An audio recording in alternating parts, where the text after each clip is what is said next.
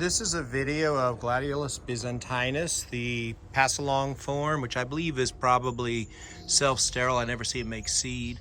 It's got the bigger, brighter flowers. I got it from Bill the Bulb Baron, the late Bill the Bulb Baron, who was in California. It's totally hardy here in New York. It comes up a little earlier than other glads. It's in full bloom now. You can see the flowers are pretty large and colorful. I've grown other glads from seed that are European, and they're much smaller. I think the Dutch sell something that's inferior to this. There's also another glad from him that came as Gladiolus italicus albus or something like that, an alba form of Gladiolus italicus, but it's a pretty big flower too and seems pretty close to the byzantinus actually.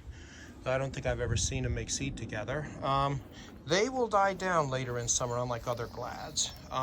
So they disappear after a while, but they're really pretty and they multiply by bulb only pretty much. I think if someone had another clone of it from Europe, it probably would multiply. Now I also have another glad blooming as I walk through this garden. By the way, there are holes from chipmunks constantly digging for, I'll just push that in there. They constantly dig for crocus corms. They're very bad this year and are a real menace in the garden. Here's a Gladiolus something or other, probably italicus, blooming from European, it's a European glad, much smaller than the byzantinus. Pretty in its own right. I grew this from seed.